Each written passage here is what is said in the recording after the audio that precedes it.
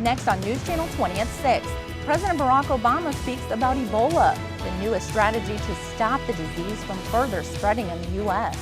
Women always are worried about everybody else in their lives and not themselves. Be aware, Women's Fair, what this event is encouraging women to start doing right away. The warning for ladies only.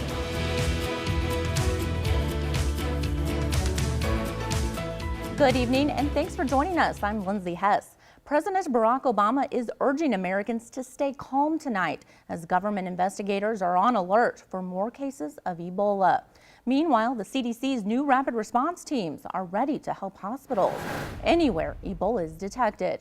The two nurses infected while treating Thomas Duncan, the first person in the U.S. diagnosed with Ebola, still battling the virus in specialized isolation units. The 75 other healthcare workers involved in Duncan's treatment are being monitored. They've been told to avoid public places and public transportation.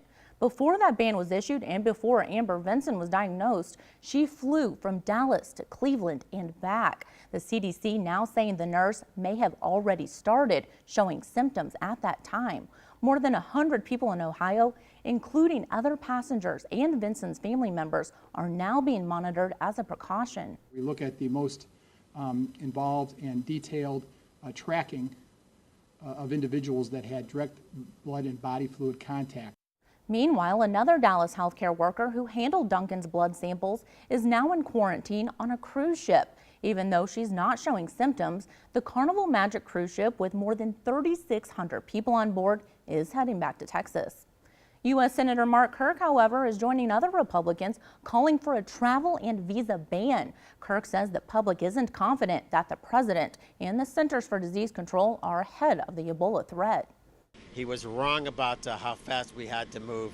He was wrong about letting that one passenger fly to Cleveland. And he's been wrong so many times, would say to the president. The reason why the country is so concerned about this is because this director is not doing a good job. A former health secretary says he sees a number of problems with the travel ban and reveals the Bush administration considered one to contain bird flu. Former President Bill Clinton is taking the campaign trail to Illinois. Reps with Governor Pat Quinn's campaign say Clinton will talk to workers at a Chicago manufacturing plant Tuesday about the state's economic comeback. It's been a big issue between the Democrat and his challenger, Republican Bruce Rauner. The governor says that unemployment is at its lowest in 6 years. Rauner says it's among the highest in the nation. A Champaign man arrested for domestic battery after standoff with police this morning. Champaign police arrested Joseph Lee Harris at a home in the 400 block of North Prospect. Harris also had a warrant for a parole violation. The victim, a woman who fled the home, says Harris threatened and beat her. The SWAT team was called in after Harris would not communicate with officers outside. He was taken to the Champaign County Jail around 7 this morning following a 4-hour standoff. A Champaign man beaten and robbed around 2:30 this morning. Police still haven't arrested a suspect in the assault. They say 2 or 3 suspects, all of them black men in their 20s, attacked the victim near 1st and Daniel Streets. The suspects were last seen in a blue or black hatchback type vehicle, similar to a Nissan. If you have any information, call Crime Stoppers at 373-TIPS.